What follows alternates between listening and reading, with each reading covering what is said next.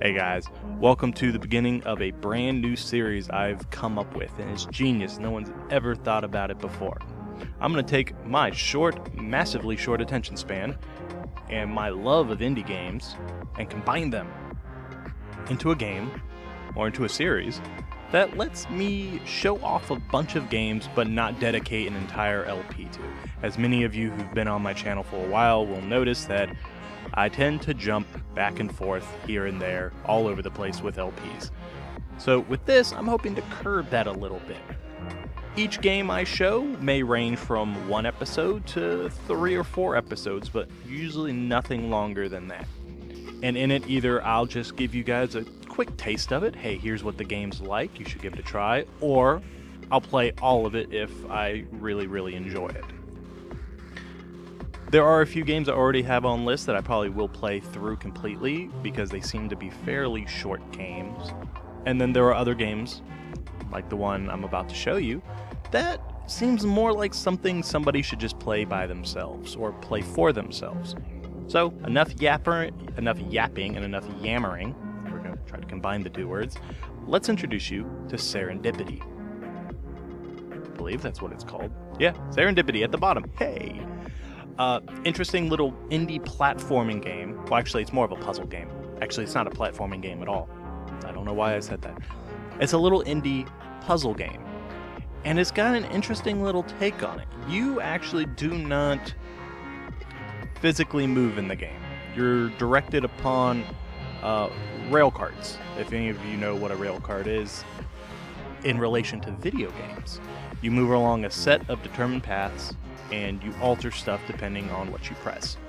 Seems a little complicated, or at least I just confused myself, but why don't I just jump in and we can check it out together. So, I'm assuming these are difficulties. I've only played this one through, and I'm not quite sure what I did. But you have 2 and 3, so I'm assuming difficulty. So we'll start on easy guy. Now, you control the world. If you look at the dead center of the screen, you control the world with a little energy beam.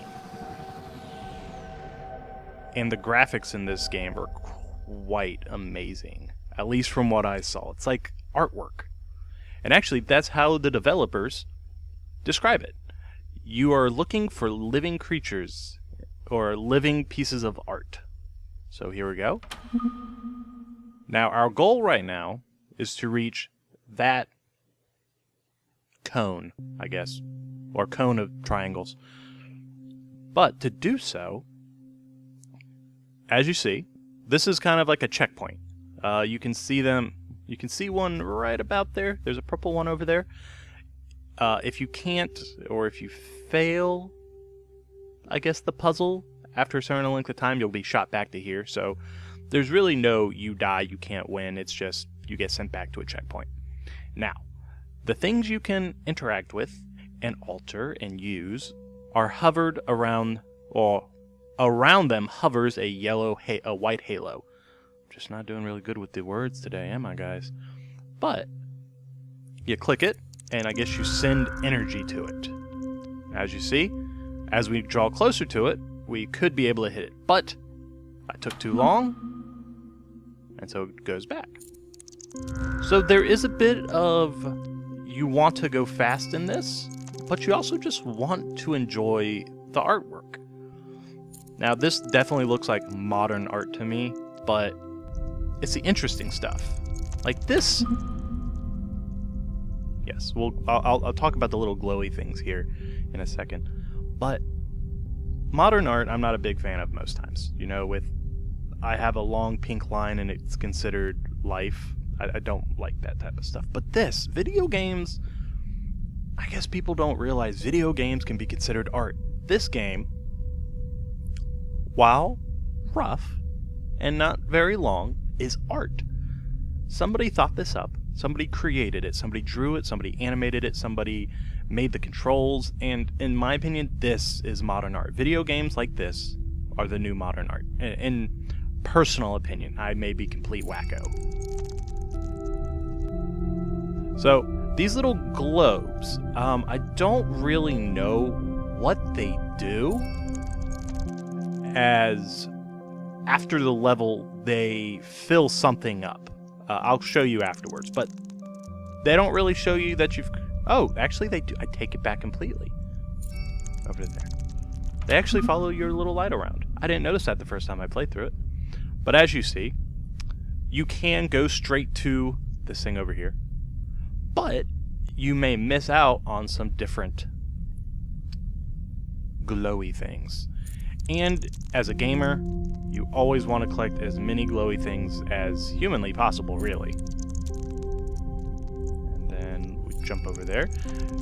Now, as this is the first level, I'm going to assume that this is not a very... Oh, I didn't know this was here.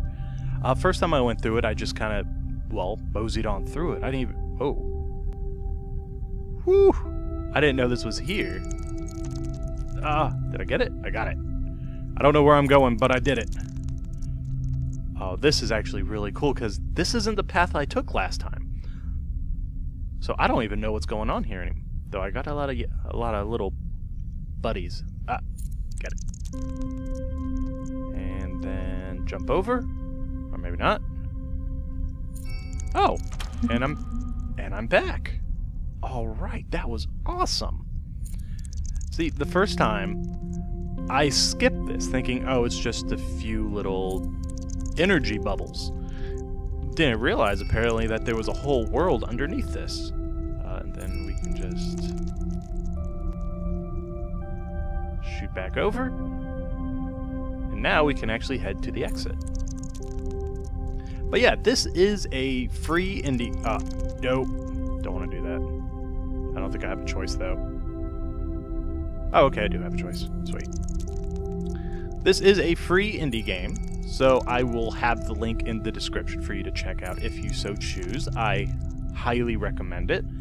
But yeah, so this is basically, it's basically a puzzle game in a nutshell, and we can launch. And I just love this. This is just really cool with the spirals. All right, now we want to get in there, but as you see, we really can't. The little blue spiral, at least on this level, is progression forward. You need to get it to move forward. So, we need to figure out something. Ooh, get a dot. Ooh, get another dot. Ooh, I missed the dot. It's okay, I've got far more dots than I did last time. Yes. And you also need to be somewhat close to it, I've noticed, to get them. Alright, let's start. Hit that one. And that should be our last little orb. Or planets. It really looked like planets when I went through it the first time. But I must say, if anything, if I have to critique anything about this game so far, is that, well, actually not much. I actually quite enjoy everything about it. If anything, the music could be a little bit better, but I mean, that's a small consideration, as the music itself is pretty good anyways. Alright, we do a little spiral. Get over. Now, as you see, you only really need to use one. But, here we go. I believe that's the last one, actually. Yep, that is the last one of this level. And now, as you'll watch, we come back to the beginning. Once the light fades. Here we go. Now watch the top right. As it enlarges, I have no idea what it does. But apparently, we're feeding something. And that's it for Serendipity. As I said, there's 2 more levels, and I'm assuming they're much harder than this one. But if you enjoyed it, give it a try. Can I do the credits? Yeah, there's the credits. There's if you want to see who's made the game. Alright guys, that was Serendipity. I hope you enjoyed it. I hope you liked it. Hope you download it. Hope you play it. I know I'm going to be playing it some more myself, especially right after I hit end on the video.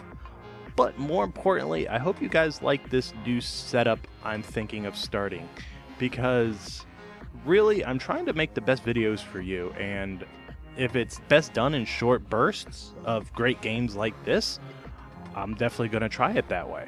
So I hope I wasn't too rough. I was trying out some new stuff, so forgive me if it was. But from myself, as well as from the people from Serendipity, safe travels.